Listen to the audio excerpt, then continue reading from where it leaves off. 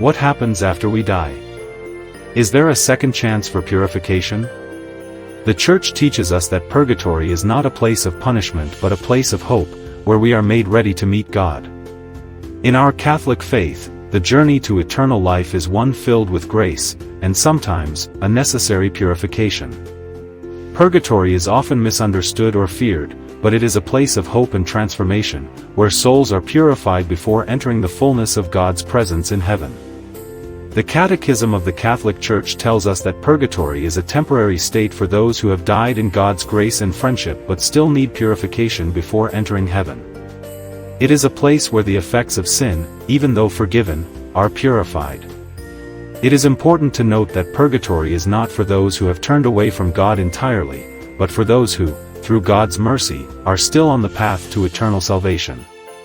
We can find scriptural support for the concept of purgatory in passages like 1 Corinthians 3 verse 15, which says, "If anyone's work is burned up, he will suffer loss, though he himself will be saved, but only as through fire." This image of being purified by fire reflects the cleansing process that happens in purgatory. Just as gold is purified by fire, so too are souls purified before they enter the eternal joy of heaven. Many may wonder why such purification is necessary.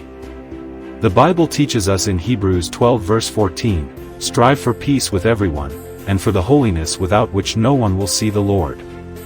Purity of heart is essential to seeing God, and sometimes, that final cleansing is necessary, even after we have been forgiven. It is God's love and mercy that offer this purification, preparing us for the splendor of His divine presence. The beauty of purgatory is in its promise of hope. It is not a place of despair but of transformation.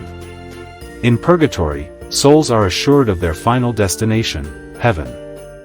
This brings us peace, knowing that God's mercy extends even beyond death. As the Church teaches, purgatory is a state of purification, where the soul undergoes a refining process, but it is not eternal, it ends in the joy of heaven. Purgatory is also a reminder of the importance of prayer for those who have passed away. We, the living, are encouraged to pray for the souls in purgatory, offering masses, prayers, and sacrifices on their behalf. In 2 Maccabees 12:46, it is written, "Thus he made atonement for the dead, that they might be delivered from their sin."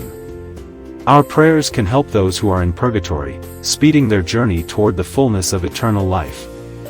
This teaching is also a call for us to live lives of holiness. We should strive to live in such a way that we are always preparing ourselves for that final encounter with God. The process of purification, while sometimes difficult, is a sign of God's love and care for us. In purgatory, we are not abandoned, but we are given the grace to be purified and made ready to enter the fullness of God's love in heaven. Purgatory ultimately reminds us of the importance of keeping our hearts and lives aligned with God's will. In Matthew 5 verse 8, Jesus says, "Blessed are the pure in heart, for they shall see God." Through God's grace, we can experience this purification, whether here on earth or after death. And so, purgatory is a place of hope, a place where the soul is prepared to meet God in the fullness of His glory, free from the stain of sin.